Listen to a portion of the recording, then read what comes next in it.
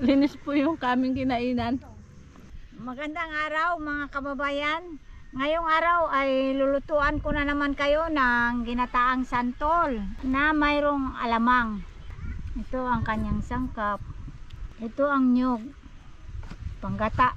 Napakasarap nito mga kababayan. Pag talagang tagbunga yung santol ay ito ay tinagawa ko. Paborito ng mga Bicolano. Ang ginataang santol na may alamang. Mga kababayan, ito na po ang ating santol na lulutuin, gagawing ulam ng aming masipag na nanay magluto. Ito po siya ay ating hinahati at pagkatapos po atin po siyang bubuksan para po atin pong ikukutsarain ito. Tatanggalin natin ito. Yan, ganyan po. Yan. Yan po, ganyan po ang proseso niya. Atin lang pong dahan-dahanin. At pagkatapos po ito ay ating kakayurin. Tatanggalin po natin ito ng pagganyan po. Ganyan. Hindi natin po ito isasali. Yung kanyang mga kanal-kanal.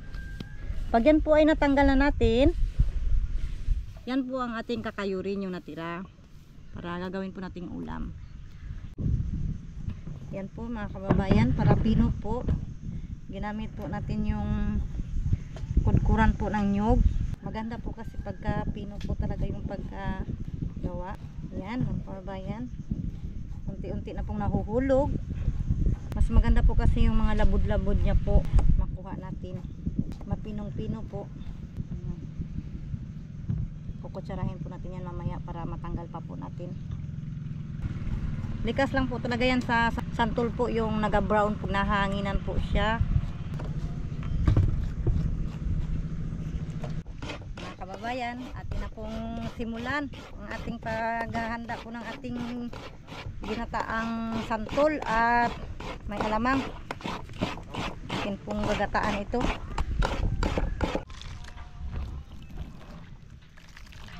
Ito po yung gagamitin ni nanay na gata para sa gagataan niyang alamang na may santol.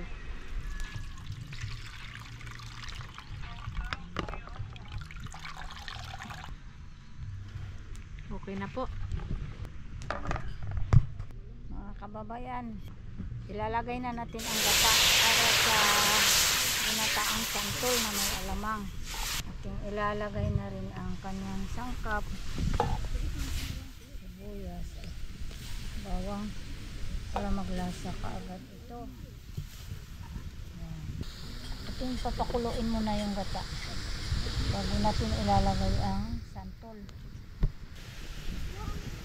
Mga kababayan, kulong-kulo na talaga ang ating gata. Ilagay ang ating santol.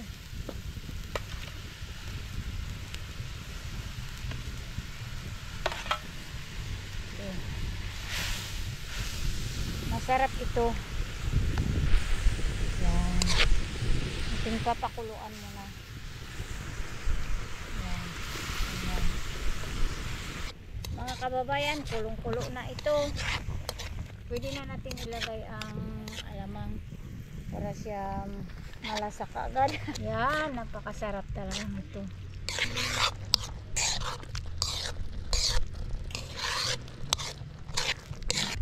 Luto-lutoin na natin yung gata talaga.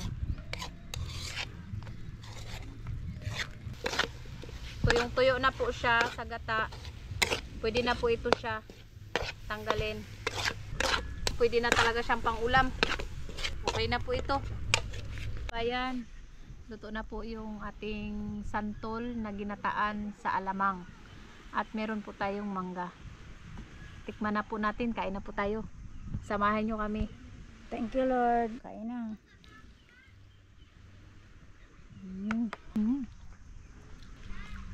Sobrang sarap.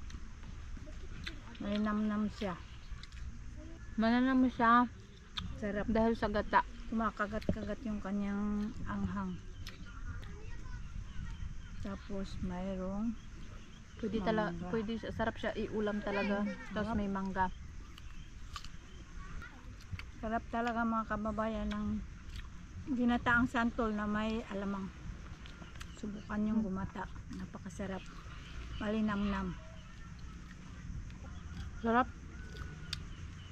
Sarap pa siya yung ulam. Sa mangga.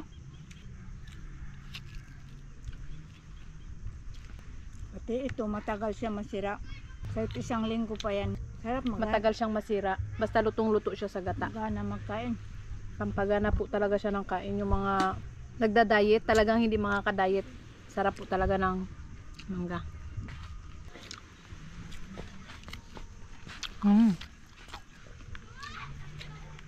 Sold talaga ang kanin ko. Sabay din, panahon talaga ngayon ng mangga. At santol. Ubus talaga ang kanin natin, ano? Walang diet-diet. Talagang kain talaga to. Sobrang sarap. Linis po yung kaming kinainan. Sold.